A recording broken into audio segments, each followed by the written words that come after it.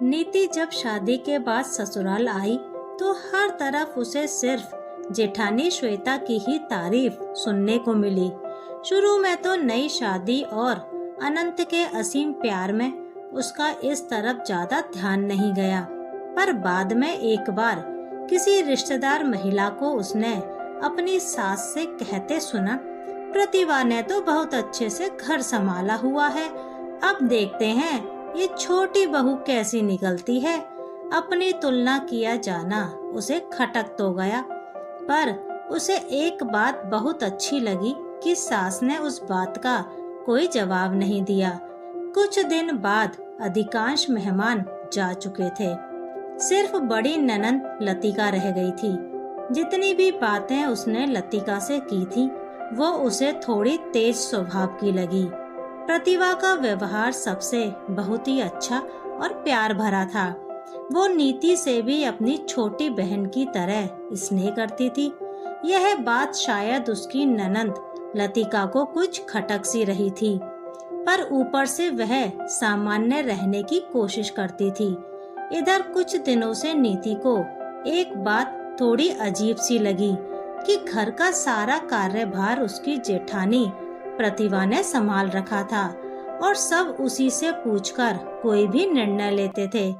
लेकिन वो नीति से भी बहुत स्नेह करती थी, इसलिए नीति इस ओर ज्यादा ध्यान नहीं देती थी।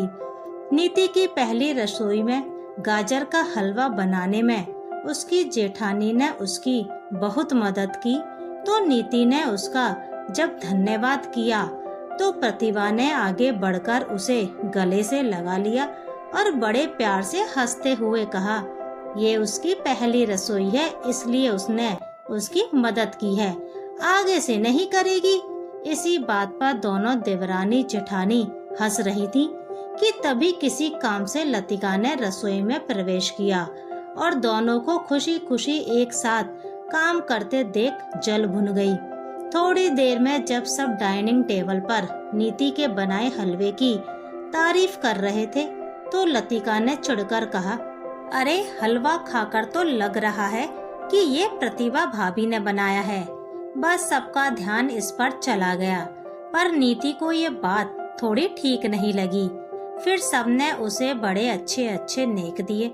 दोपहर में जब पापा, भैया और अनंत अपने अपने ऑफिस जा चुके थे तब नीति ने लतिका को अकेले पाकर पूछा, लतिका दी, आज आपने सुबह सबको क्यों बताया कि हलवा प्रतिभा दीदी ने बनाया है, जबकि वो तो सिर्फ मेरी मदद कर रही थी। तुम देख नहीं पा रही हो नीति, इस घर में सिर्फ प्रतिभा ही प्रतिभा छाई हुई है, किसी को तुम्हारी खूबी दिखती कहाँ है। नीति आश्चर्य से लतिका की बात सुन रही थी। तभी लतिका ने आगे कहा, तुम्हें क्या लगा वो आज सुबह तुम्हारी मदद कर रही थी? अरे वो सबको दिखाना चाह रही थी कि तुम अकेले हलवा तक नहीं बना सकती।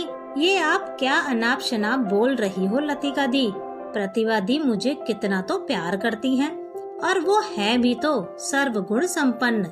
नीति को प्रतिभा की बुराई अच्छी नहीं लगी। ये प्रतिभा भाभी की चालाकी है, पहले तो तुमसे अपनापन दिखाएंगी और बाद में तुमको नीचा दिखाएंगी। लतिका ने फिर आगे कहा, अब तुम भी तो इस घर की बहू हो, पर सब काम उन्हीं को पूछकर क्यों होता है? जरा सोचो तो, तुम बहुत भोली हो, वो बहुत स्मार्ट हैं। तुम इतनी जल्दी उनकी चालाकी नहीं समझ पाओगी। अब सच में नीति सोच में पड़ गई कि लतिका दी जो कह रही हैं उसमें कहाँ तक सच्चाई है, पर प्रकट में उसने लतिका को ज्यादा बढ़ावा नहीं दिया और अपने कमरे को व्यवस्थित करने में लग गई। लतिका इस घर की इकलौती लाडली बेटी थी। लाड़ प्यार में थोड़ी नकचड़ी भी हो गई थी। जब बड़े भाई की शादी के बाद प्रतिभा बहू बनकर आई तो लतिका को अपने एक छत्र राज्य में किसी का प्रवेश अच्छा नहीं लगा। ऊपर से उसके ससुराल वाले थोड़े पुराने ख्यालात के थे, जबकि मायके में उसके माता पिता बेटी तो क्या बहू को भी ज्यादा रोक टोक नहीं करते थे। यही बात लतिका को और भी ईर्ष्या से भर देती थी। वो जब भी मायके आती अक्सर प्रतिभा के खिलाफ माँ के कान भरती रहती, पर सुनंदा जी अनुभवी और मितभाषी महिला थीं। वो बेटी की बात सुनती जरूर थीं, पर उन बातों का अपने दिमाग और व्यवहार पर असर नहीं होने देती थीं। पर नीति में इतनी समझदारी और गंभीरता कहाँ थी। शाम की चाय बनाने जब नीति रसोई में गई तो प्रतिभा ने पहले ही चाय बना रखी थी। यह देखकर नीति थोड़ी रुआसी हो गई, तो अगले ही पल प्रतिभा ने हंसते हुए नीति से कहा, अरे मेरी नादान बहन, मैंने चाय बना दी तो क्या हुआ, तुम सबको सर्व कर दो। किसको पता चलेगा कि चाय मैंने बनाई है, तुमने बनाई है। भले ही प्रतिभा ने यह बात उसे लाड़ में आकर कही हो, नीति को एकदम से लतिका की बात याद आ गई कि प्रतिभा दीदी बहुत चालाक हैं और अपने रहते किसी और को क्रेडिट नहीं लेने दे सकती। और नीति का शक सही निकला। ससुर जी ने चाय का पहला घूंट भरते ही कहा, छोटी बहू, प्रतिभा बहू से कहो मेरी चाय दोबारा बना कर लाए। उसने आदतन मेरी चाय में फिर से इलायची डाल दी है, अक्सर भूल जाती है, मुझे इलायची पसंद नहीं। ससुर जी ने अपनी चाय का कप नीति को लौटाते हुए कहा, तो नीति को फिर से लतिका दीदी की बात सही लगी, क्योंकि सब समझ गए थे कि चाय नीति ने नहीं प्रतिभा ने बनाई थी। रात में सोते हुए उसने यूं ही अनंत से कहा, प्रतिभा दीदी कितनी अच्छी है ना, कितना सारा काम करती है। नीति की मंशा प्रतिभा के बारे में और जानने की थी। अनंत ने कहा, हाँ, प्रतिभा भाभी बहुत मेहनती हैं। पिछले 5 सालों में जब से ब्याह कर आई हैं, तब से घर को अच्छे से संभाल रखा है।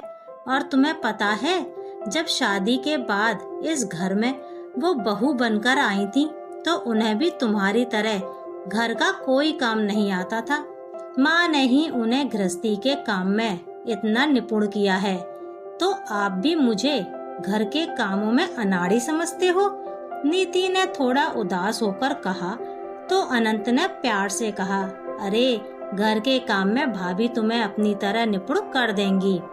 अगले सुबह नीति अपेक्षाकृत जल्दी उठी और सुबह का नाश्ता बनाने लगी। वो यह देखकर बहुत खुश थी कि अभी तक प्रतिभा रसोई में नहीं आई थी। जब थोड़ी देर में प्रतिभा रसोई में आई, तो नीति ने उसे किसी भी काम में हाथ नहीं लगाने दिया। उस दिन सबको उसके बनाए आलू के पराठे पसंद तो आए, पर उसे पता नहीं था कि पापा नमक कम खाते हैं और माँ को पेट में पथरी होने की वजह से अदरक खाने की मनाही है।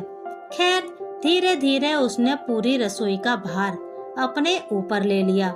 सुबह तड़के उठ जाती, फिर दिन भर घर का ज्यादा से ज्यादा काम अपने हाथ में लेने के चक्कर में न खुद पर ध्यान दे पाती और न ही अनंत को ही समुचित समय दे पाती थी। रात में थककर चूर जो हो जाती थी, मन में जैसे प्रतिभा को पीछे छोड़ने और उससे भी अच्छी बहू बनने की होड़ सी लग गई थी। घर में कोई कुछ समझ नहीं पा रहा था कि नई बहू सारा काम खुद करने की जिद क्यों ठाने हुए है। प्रतिभा को तो रसोई में एकदम ही जाने नहीं देती। सिर्फ लतिका समझ रही थी कि नीति ऐसा क्यों कर रही है। आखिर ये आग उसी की लगाई हुई जो थी। जिस दिन लतिका को वापस ससुराल जाना था, उस दिन नीति ने बहुत ज्यादा काम किया। नमकीन मठरी बनाने में उसने सासू माँ या जेठानी की कोई मदद नहीं ली। कदाचित वो चाहती थी कि सब उसे कहें वो बहुत अच्छी और सुघड़ बहू है, बड़ी बहू से भी अच्छी।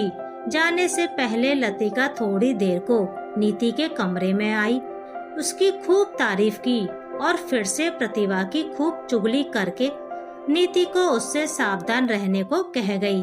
उसके मन में प्रतिभा के लिए जो भी ईर्ष्या और जलन थी, वो सब वो स्वभाव से भोली और कान की कच्ची नीति के मन में सारा जहर उगल गई। चूँकि नीति के मुंह पर वो उसकी बहुत तारीफ करती थी, इसलिए नीति को उसकी बातें सही लगने लगी थीं। लतिका के जाने के बाद इतना काम करने की आदत ना होने की वजह से नीति की तबीयत खराब हो गई। उस दिन वो देर तक सोती रह गई। जब वो उठी तो रसोई से दम आलू की बहुत तेज खुशबू आ रही थी। उसे याद आया शुरू में उसने प्रतिभा को बताया था कि उसे दम आलू और पूड़ी बहुत पसंद है। तभी उसके कमरे में खाने की प्लेट में दम आलू, पूड़ी और आम के अचार के साथ प्रतिभा कमरे में आई और नीति को हंसते हुए बोली, मेरी प्यारी बहना, इतना काम करके बीमार पड़ गई। अब तुम कुछ दिन आराम करो, रसोई की एकदम चिंता मत करो, वो मैं संभाल लूंगी।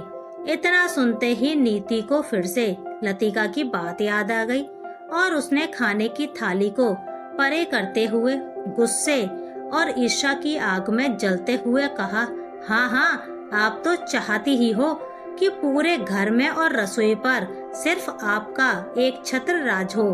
मैं आपकी सारी चालाकी बहुत अच्छे से समझ गई हूँ। आप चाहती हैं हमेशा आप ही बेहतर बनी रहें, पर मैं आपको ऐसा नहीं करने दूंगी। आपकी असलियत सबके सामने लाकर रहूंगी। आपके रहते इस घर में मेरी कोई पहचान नहीं बन पाएगी। आपके सुंदर चेहरे और इस बनावटी मीठी बोली के पीछे जो एक गलत इंसान छुपा हुआ है, उसे मैं पहचान चुकी हूँ। अब तक जितना भी जहर नीति के मन में था, वो सब उसने एक साथ उगल दिया। उसकी तेज आवाज से घर के बाकी लोग भी आ गए थे।